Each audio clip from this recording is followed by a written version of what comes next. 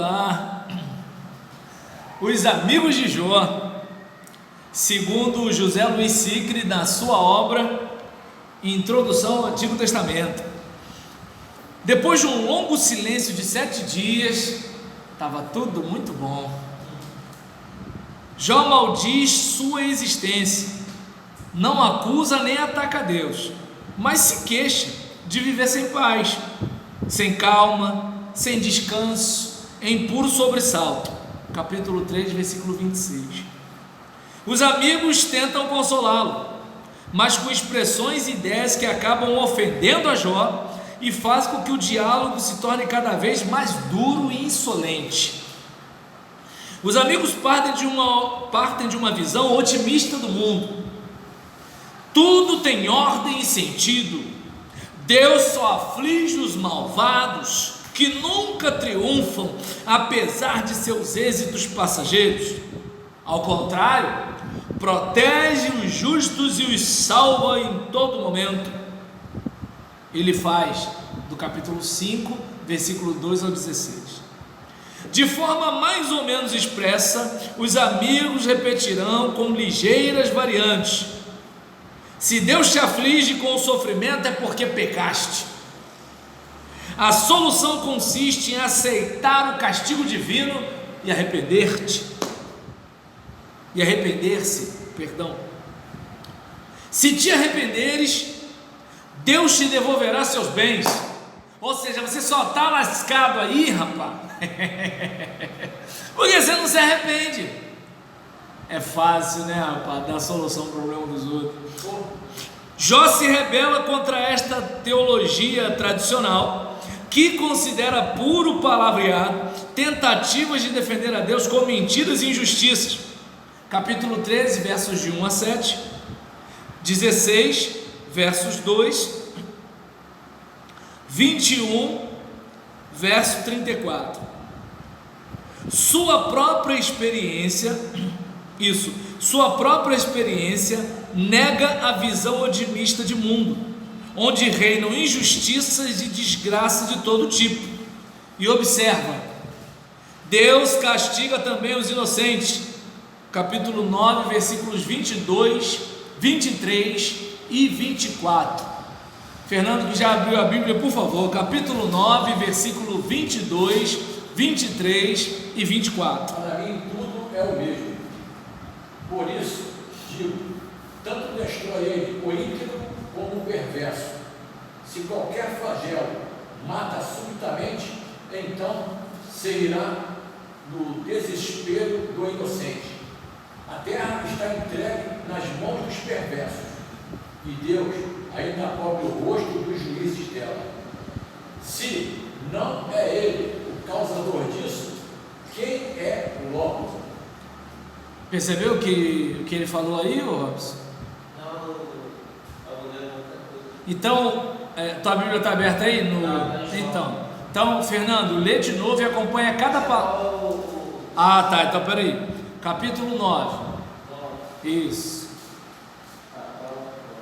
Capítulo 9, versículo 22, 23 e 24. Achou aí, né? Então vai, Fernando. Para mim tudo é o mesmo, pois, por isso digo, tanto destrói ele o íntegro como o perverso. Se qualquer flagelo mata subitamente, então se irá do desespero do inocente. A terra está entregue nas mãos dos perversos, e Deus ainda cobre o rosto dos juízes dela. Se não é ele, Deus, causador disso, olha aí. Quem é logo? Olha aí.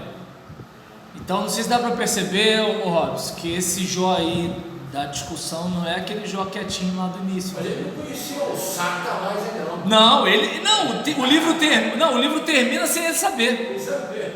Entende? Então não sei se dá para perceber o questionamento dele.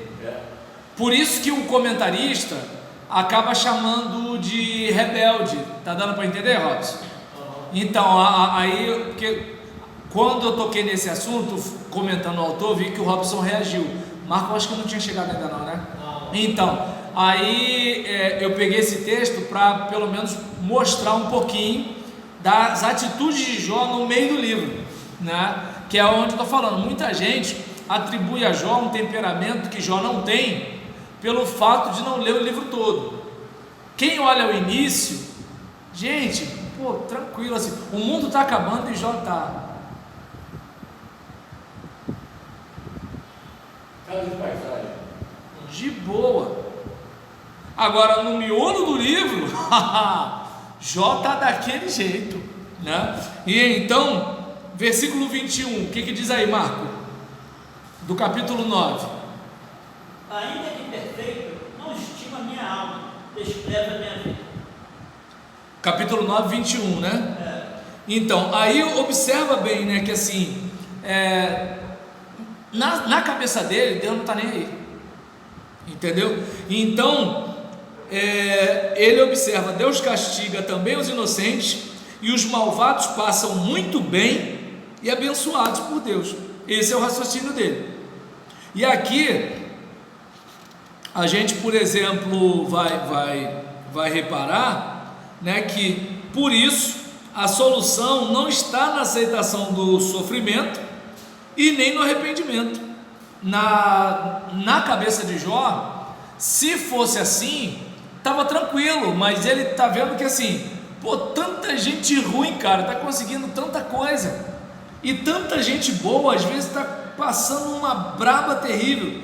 Não, tem alguma coisa errada aí, certo? E aí, deixa eu ver aqui, só cabem duas saídas: lutar com Deus ou discutir com Ele diante de um tribunal, para ver quem tem razão. Aqui 9:32. Porque ele não é homem como eu, a quem eu responda, vindo juntamente a juízo. Não há entre nós árbitro que ponha a mão sobre nós ambos, sobre Deus e ele. Tire ele a sua vara de cima de mim, e não me amedronte o seu terror. Então falarei sem temer, do contrário, não estaria em mim.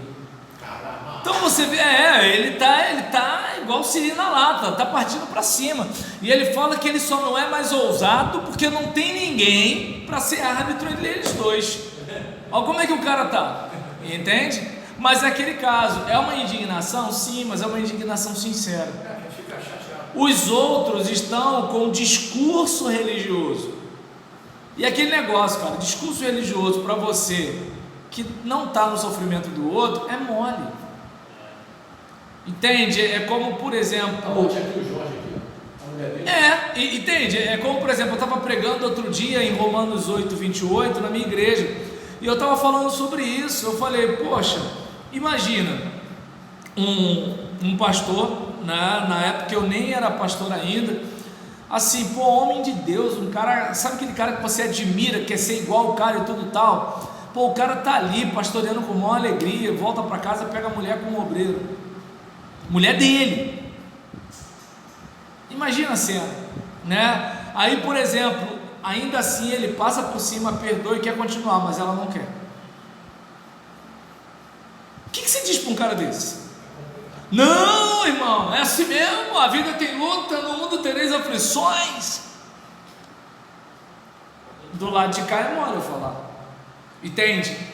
Então é como, por exemplo, uma família de amigos meus, né? O rapaz, na casa dos 20 e poucos anos, foi acometido de Covid e morreu. E aí passou um pouco de tempo, né? Meses até, o pai foi diagnosticado com um tumor no cérebro. E aí nisso foi fazer o procedimento para tirar, né, o tumor, tirou o tumor. Quando ia fazer o trabalho, né, de quimioterapia, radioterapia para eliminar a situação, o corpo não reagiu bem à cirurgia e ele ficou acamado, né? E aí nisso que ficou acamado, o corpo não tem condições de fazer a quimioterapia. Imagina assim, você, quimioterapia é para ontem, mas você está acamado, né? O cérebro já não estava legal porque estava com tumor, tirou o tumor, mas não fez a quimioterapia para fazer a limpeza, e aí nisso você está lá acamado, né? Você não pode andar, não pode se mover, não pode isso, não pode aquilo, aquela coisa todinha. Como é que está a vida dos filhos desse homem, né? Irmãos do rapaz que partiu recentemente? Como é que está a esposa desse homem que perdeu o filho? Aí você chega e fala: não diga para Deus o tamanho do seu problema, mas diga para o problema o tamanho do seu Deus. Está dando para entender assim? Eu sei que os amigos de Jó podiam estar até com boa intenção, mas assim, como é que tu tira isso, né? Como é que você tira essa dor do coração da pessoa? Por isso que assim, para mim, os amigos de Jó estavam sendo amigos maravilhosos, enquanto estavam calados. Abriram a boca, pronto, para mim já não deu mais certo essa situação. Então, a gente observa aqui, né, que para ele, essas duas saídas, né, que é lutar com Deus ou discutir com Ele num tribunal para ver quem tem razão, são saídas impossíveis. Então, lutar com Deus o levaria à morte, porque Deus é mais poderoso. E aí, no raciocínio dele, se compraz em humilhar e ferir. Capítulo 10, versículos 13 a 17. Olha como é que Jó está. Levá-lo ao tribunal parece utópico, porque ele não se apresentará, e se o fizer, não atenderá a razões. Acabou, né? Você vai recorrer a quem? Então é uma situação mais ou menos assim. E ao ver-se sem saída, Jó passa por todos os estados de espírito. Uma vez suplica, outra vez se queixa da crueldade de Deus, outra vez blasfema, outra insiste no julgamento. Em qualquer hipótese, sempre nega que exista proporção entre seus possíveis pecados e o castigo de Deus. Ou seja, eu sou pecador sim, mas para levar essa coça que eu estou levando, eu tinha que ser igual a fulano. Tem um monte de gente que faz coisa do arco da velha e está aí, e diz o texto que ele fazia sacrifício pelos seus filhos, por possíveis pecados que os filhos viessem a cometer, gente. Pensa na cena, como é que é o negócio. Não é que eu vou fazer um sacrifício pelo pecado que meu filho cometeu, não. Vou oferecer um sacrifício, porque vai que um dos meus filhos tenha cometido alguma coisa grave. Olha como é que ele era. Então, ele chega ao ponto de dizer: eu nunca botei o olho numa donzela. Gente, com todo respeito aos homens mais santos que eu conheço, de todos os homens que a gente conhece, que a gente conviveu da nossa infância até hoje, tem alguém que a gente pode botar a mão no fogo e falar assim: esse nunca olhou para uma donzela a vida toda? E Jó se atreve a falar isso. Então a gente observa que é um cara que assim está cortando aquele dobrado. Por quê? A gente sabe, mas ele não sabia. Aí é aquela questão de mesmo sem entender. E então, e os amigos lá, né? Os amigos estão lá. Você. Jó, entre nós aqui, Jó, conta aí, rapaz, qual foi daquele dia? Ô Jó, tá escondendo o jogo, Jó?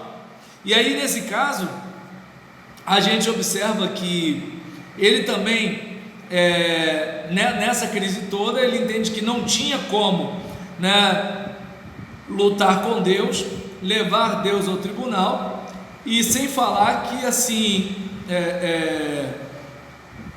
Deus, né, nesse caso aqui, em qualquer hipótese, sempre nega que exista proporção entre seus possíveis pecados e o castigo de Deus, e também não aceita que a ordem do mundo seja perfeita, que assim, se fosse tudo perfeito, não aconteceriam as coisas ruins que acontecem.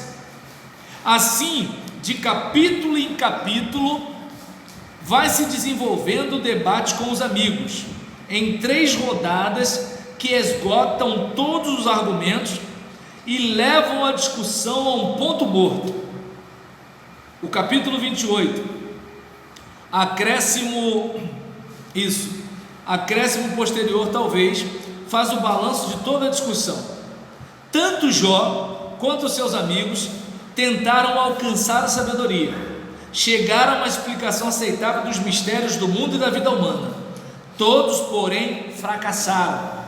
Jó achava uma coisa, os amigos achavam outra, e nenhum deles estava certo. O homem pode conseguir os maiores tesouros, penetrar nas profundezas da terra, não pode, todavia, alcançar a sabedoria, porque esta é patrimônio exclusivo de Deus. Palavra de José Luiz Sicre. Capítulo 28, versículo 12 até o versículo 23 é a narrativa que envolve esse pensamento aqui. Então, nós observamos nesse contexto o diálogo de Jó com os seus amigos. Os amigos de Jó só na palavra, e o Jó paciente, igual um siri na lata, cuspindo, marimbondo, não é? Querendo alguém para julgar a causa entre ele e Deus, para a gente ver a que ponto chegou, né? E o diabo mesmo na moita, só assistindo o filme. Pois é. Posso fechar ou tranquilo?